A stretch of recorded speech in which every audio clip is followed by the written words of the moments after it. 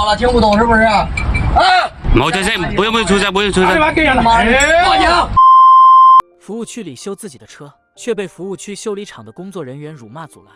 眼前这个十分嚣张、穿着褐色背心的男子，就是服务区的工作人员。他正在大声地呵斥着货车司机，并且阻拦他维修车辆，甚至还发生了肢体冲突，嘴里还喊着让司机报警。这到底是为什么呢？人在高速上最怕的是什么事情？很多司机都会说是希望车子不要无缘无故的出故障，毕竟这一出问题，不仅是费时间还费钱。特别是货车司机，穿蓝色条形衣服的就是货车司机江师傅。据江师傅讲述，事发当天自己的车子发生了点小故障，于是就进入服务区自行修理，却遭到對方的阻拦，以至於後來爭吵的過程中，差點打了起來。車有啲故障，佢唔俾我整，佢話唔得喺度服務機整喎，攞我哋嘢啫，我哋唔俾佢攞啫，佢唔俾我哋拆㗎嘛，我哋要拆啫。大家看到這裡肯定十分的疑惑，按理說既然是自己的車，如果車出了小故障，自己又剛好會修理，自己動手修合情合理，為什麼會被修理廠的工作人員辱罵呢？當雙方爭吵的聲音越來越大的時候，服務區的經理走了過來，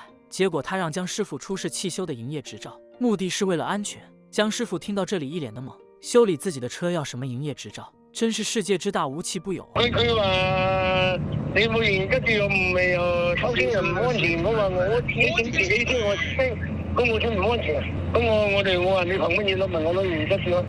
江師傅直接告訴了經理，自己沒有修車的營業執照，自己是跑長途的，又不是開汽修維修廠的。就算是這樣，服務區的經理和那名男子還是堅持讓江師傅出示證件。江師傅無可奈何，也不想和他們糾纏下去，就立馬趕往下一個服務區進行修車。江師傅告訴記者，自己開車拉貨也有好幾年了，路上遇到這種情況已經不是一次兩次了。很多高速服務區都有不讓自己修車這樣不合理的規定，只是別的服務區都是對他進行驅趕，而這家服務區的態度實在野蠻，他才會曝光這件事。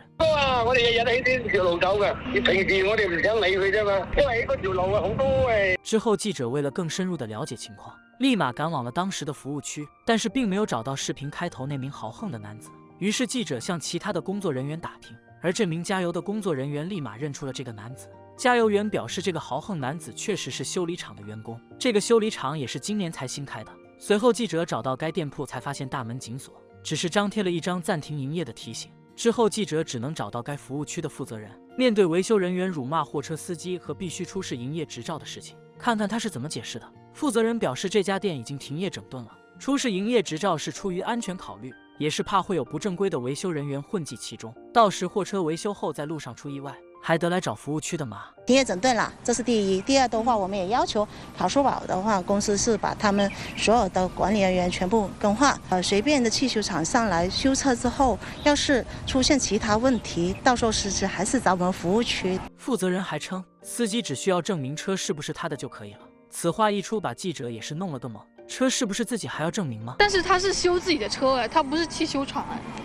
你不知道他是，那怎麼證明他是修自己的車呢？那如果他不能拿出證明自己是車主，他的車有行駛證嘛，有駕駛證嘛。服務區也是允許司機修車的，當天可能是沒有給經理說明，所以經理才會出面去阻攔修車。至於3名維修店的員工就是自發行為，面對這樣的說辭，可信度確實有點低啊。對於這件事情，很多司機都表示，這種行為有強買強賣的嫌疑。在服務區修車的話，價格比較高嘛，一般不是說走不了的車的話，一般都不會在服務區修的，差不多要貴一半吧。誘導你到其所在的維修店消費，價格更是高得離譜。維修點做法確實不合適，做買賣應該都要憑自願，而不是靠着忽悠。如果司機能自己動手修車，維修點是沒有權利制止的。目前3名阻攔修車的男子也已經被當地依法拘留了。本期視頻到此結束，歡迎評論區留言加關注，我們下期再見。